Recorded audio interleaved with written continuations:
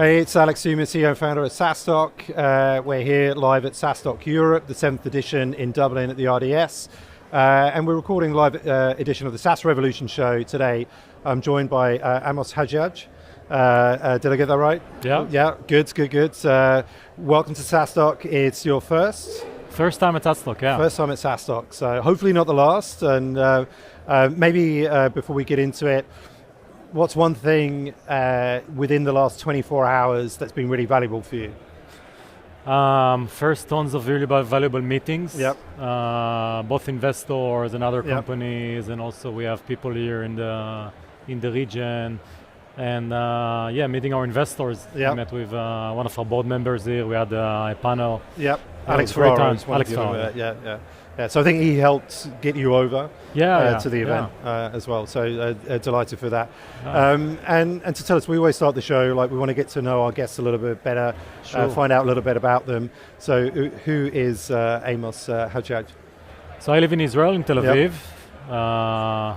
Married, I have 3 kids, 12-year-old, 10-year-old, and 7. Okay.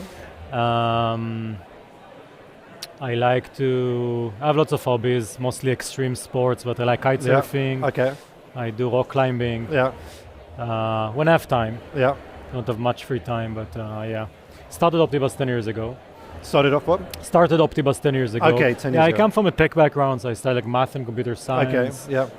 Was most of my life career-wise, dealing with algorithms, software engineering, things like that, And if it's all right for me, at the speaker dinner last night, you were showing a phone, a video. Was this some kite surfing big jumps, or is it safe for podcasting? They asked me to show like a video of kite surfing. I showed one of in Greece, one of the islands in Greece, like jumping from one side to another of like a stretch of sand, like moving from one side to another. Okay, very cool. Yes. How long have you been kite surfing? I know it's quite popular with Since 2008. Okay, so quite some time. Yeah. Can I ask the person, because I've never done it. Yeah. I've got a bit of a dodgy hip, always worried about that impact back onto the water. Does it hurt when you land back? The impact? Is it hard? It could hurt. It could.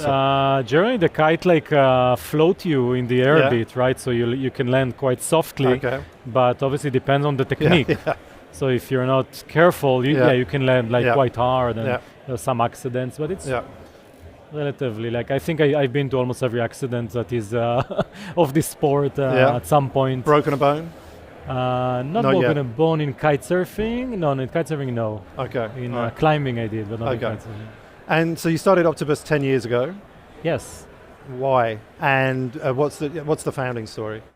So we started 2014, so 10 years ago. But actually, the story of Optibus started way before that, 2004, 2005, something like that. I was back then at university, first year. Studied math, computer science, met my co-founder at university, met Eitan, who became my co-founder. At that point of time, we were just friends at university. My father was the CFO of a large public transit company, and came to me one day, like a dinner or something like that, and told me basically about the problem of planning public transportation, and how manual it is, how people are using Excel, pen and paper to plan the entire city transportation. It's quite a complex operation, and they do it manually. At least that's what he saw at that time. And he was like, hey, you're studying math, computer science, this sounds like a problem you may be able to solve. Now, it's super complex problem. Optimizing city transportation is a problem being studied academically for 100 years. One of the most complex optimization problems in the world. It's not something that a student can solve just easily, but I knew that it exists, and I started interacting with first his company and also other companies to just get their feedback, get their, hey, what is the issue? How do you do it today? How could work computers and algorithms can help solve? I was really interested in the math side of the problem. Not really on the business side at that point of time.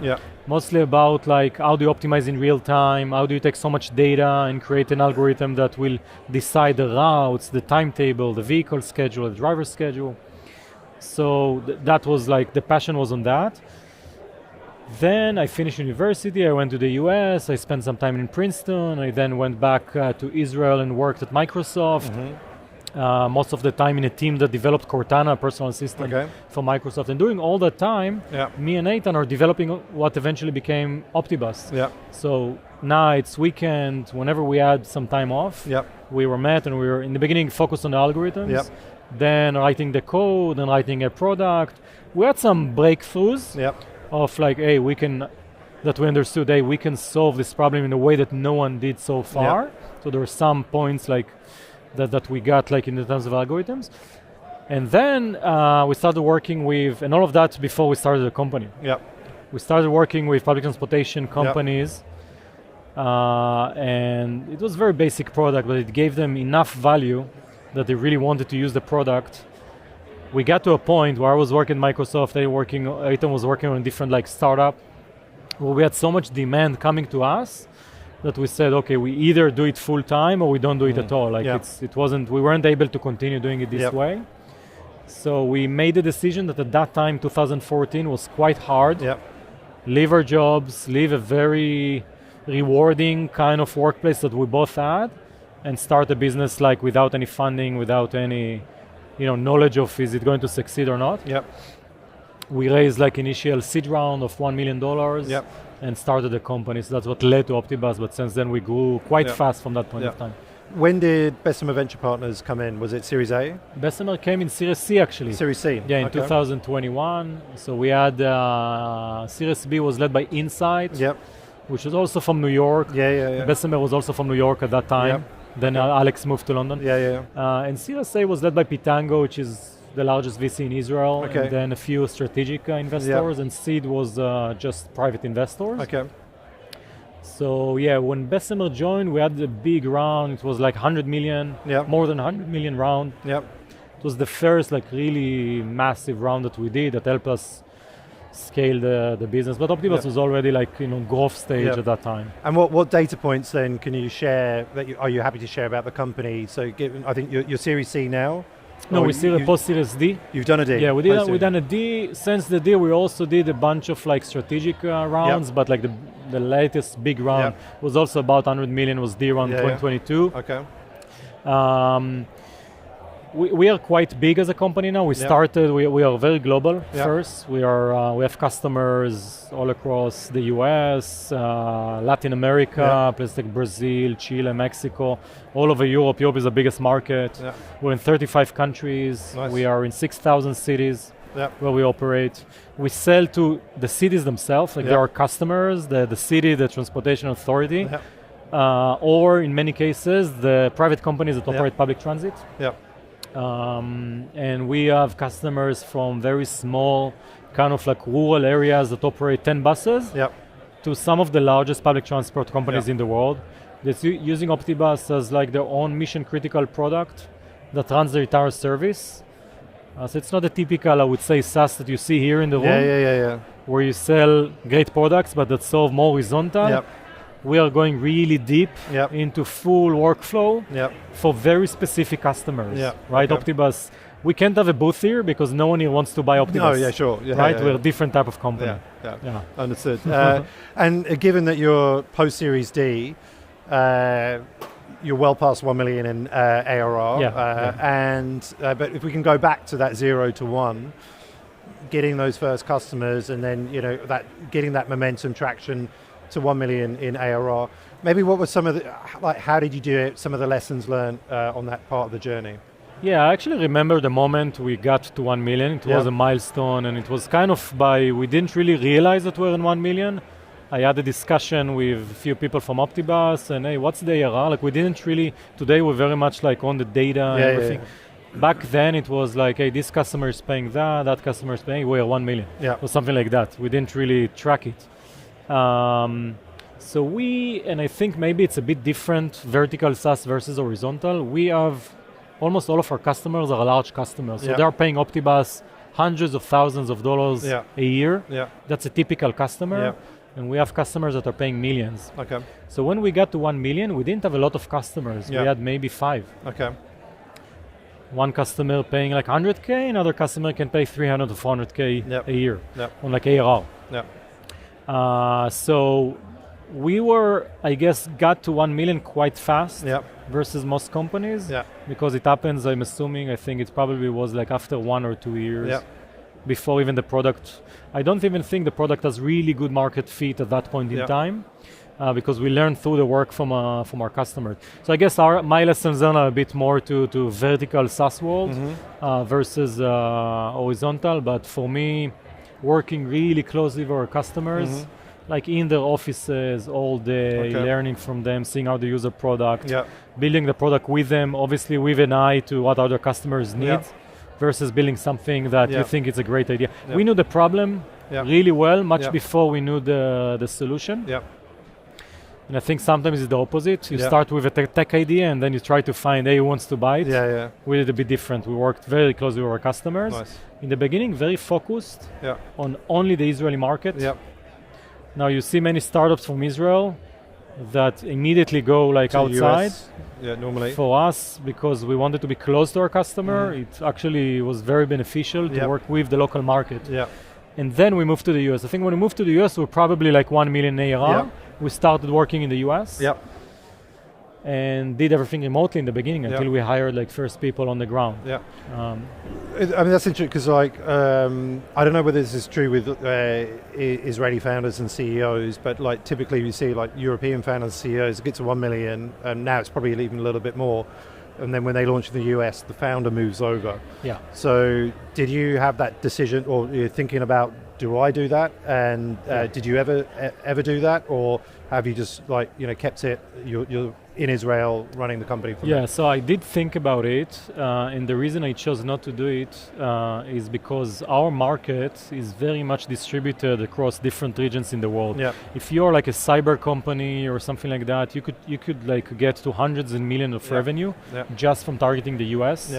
You don't need to expand like to so many, we're in 35 countries, you don't need to do that. By the way, I would not recommend doing it because expansion to many countries is very costly and painful and defocusing. We, in a way, had to do it. US is a large country and large economy. Public transportation is quite a small, I mean, it's a big market in the US for sure, but on a per capita basis, it's small. Only 5% of the population in the US using public transit. If you take a place like Brazil, you get to like 80% of free or 80% of Sao Paulo using public transit. Hong Kong, also like 60%. Here in Europe, it's more like 25-30%, depends where. So Europe is much bigger public transportation market than the US. Latin America becomes suddenly a big market where for many companies, it's not even like a target market. So if anywhere, I should probably move to like somewhere in Europe or like London or somewhere like that versus the US. What I saw is that we have customers in so many places that there isn't like one single location where you're close to your customer. Makes sense. On the other end, we had most of our product and R&D team based in Israel, at least in the beginning. Now it's not the case anymore. Now we are very distributed. Most of the company is actually outside of Israel today. We're about 400 employees and only 150 or so in Israel. So it's a bit different, but at that time, most of the company was there. So you're close to employees and to some customers because we had big customers in Israel as well. So at that time, it didn't seem like the right thing to do. Today, by the way, my co-founder is in Europe, in Portugal. And that helps with the European customers. But even today, there isn't like a single place that I can tell you, hey, this is where our customers are. So many places, even Asia and Africa. Makes sense. And given your high ACV and that you're enterprise software platform, I'm assuming it's a sales-led organization, and you're kind of spearfishing, for the accounts.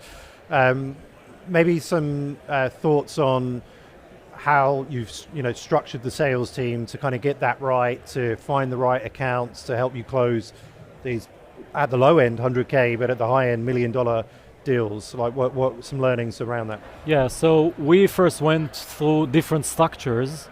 And even now, I can tell you that we got to like, a whaled oil machine. It's always changing and always things are moving. We started in the beginning, we're a small team. We had a VP of sales, we had a VP of marketing, we had a small marketing team, small sales team, and they will work around the world remotely completely.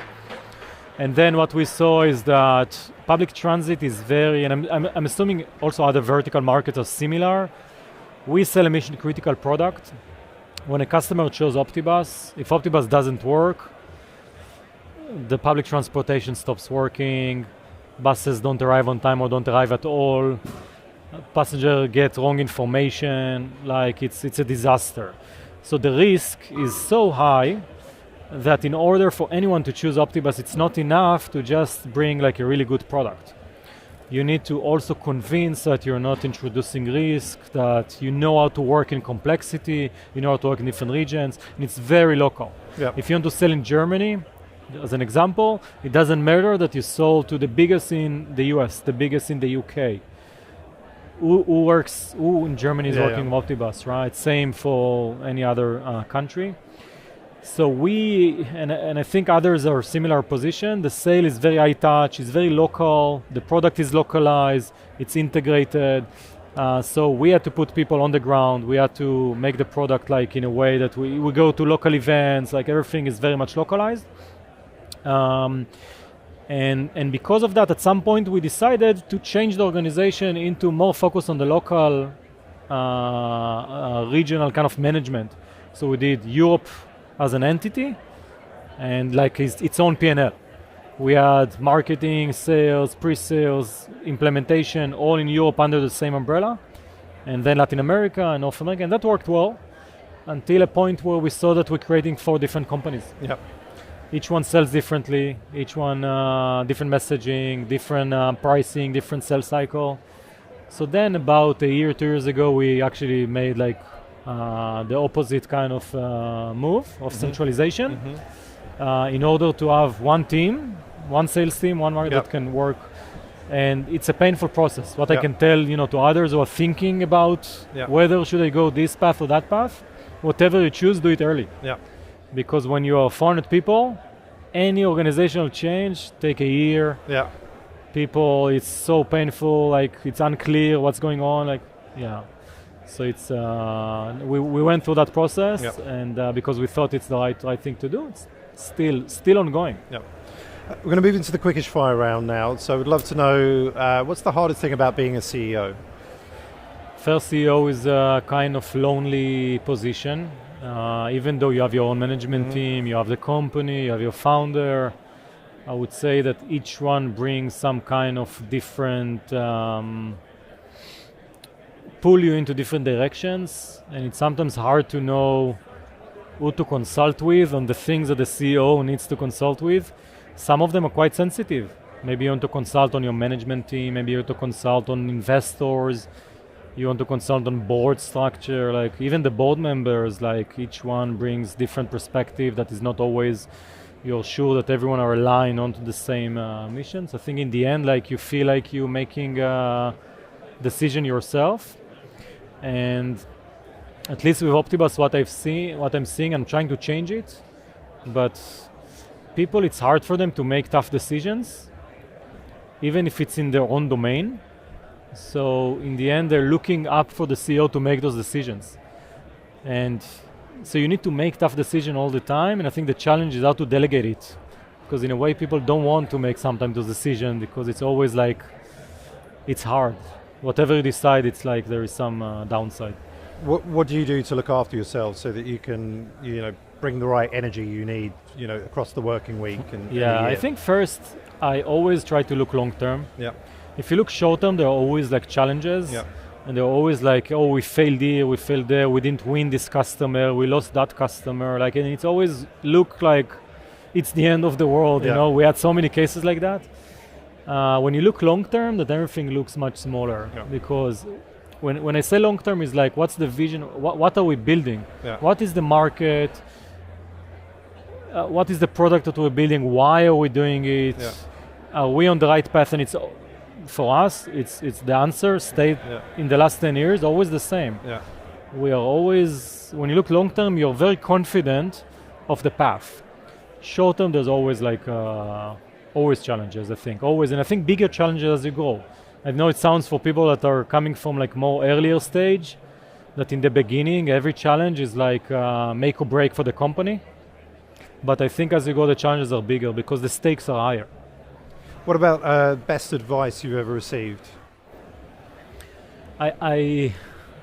So there are many advices. Some of them I received from our investors, some of them from just reading books. that I'm still using until today, some advices. So I can tell a few. One that is good, that I'm using all the time, is ignore competitors. Mm-hmm. People tend to look at what the competitors are doing and then freak out. Oh my God, they're doing AI, they're doing this, they're doing that, we have to do it. In the end, most of what they're saying they're doing is very disconnected from what they're actually doing. And the best way to cope with that is to look what the customers are saying, not what the competitors are saying. Because if you solve a pain point that the customer has, then that means that your competitor did not solve that pain point. It doesn't matter if they're saying that they're solving. If you have so many customers with the same pain point, there is a pain point to solve. And if you focus on that, you're building the right thing versus chasing like what you think others are doing. Because we are, in our domain, we competing against companies that have been in the market for many, many years, kind of legacy, on-prem solution, huge companies, much bigger than Optibus. So if we looked at them from the beginning, we probably never have started a company. Yeah. And what about, given that you're venture-backed, maybe whether top tip or best advice from yourself for venture-backed founders that want to really kind of scale up a business? I guess from your personal experience, what advice would you give? Yeah, I think I would give different advices, different stages. Yeah. I'll try to look at today's market. Today's market is challenging. Yeah. Hard, you almost don't see IPOs. Yeah. And in the end, like, you want to become a public company, and then you start seeing, okay, what does it mean? Yeah. Or even if you're early stage, you see funding is quite challenging. So we'd say a few things. One is that there are ups and downs. We also with Optibus, like I can tell you from my experience, we've been through COVID. COVID was, I guess, for most companies in this room, like in the end, in the business side at least, positive impact on digitalization and so on. Public transit stopped working. Yeah. No one used public transportation. The countries and cities told people don't go on buses, unless it's like something critical. Yeah. So a company like Optibus is a bit like Airbnb. Yeah. No one using Airbnb, right? It's like you think it's the end of the world. Did you do any pivots? Or? No, we didn't pivot. I mean, we knew that public transit is essential service. Yeah. So, okay, now it's down, but it will go up. So things that go up and down sometimes for your own company, only for you. Yeah. And sometimes, like now, for the entire industry. Yeah. In the end, what goes down goes up. Yeah. And you need to pass this period. And I think the way to pass it is to focus on the mission, focus on the vision, and make sure that you have enough capital, you're efficient enough to pass through that stage, and not become like too focused on growth. So at this stage, I think efficiency is more important than growth. Even like when I talk to founders that are early stage, I'm like, hey, what's your burn? Like, questions that were not, I think in the past, are less important for early stage. Yeah. I think becoming more important now. If you can raise money now, you should. Yeah. You don't need to optimize like for different things. Like it's a period that is tough, but eventually those periods tend to improve. Yeah, awesome. Well, thanks so much for being a great guest on the podcast today, and for coming over to SaaStock and speaking at the event. Great, thanks a lot, and thanks for the event. Great so much. Thank you.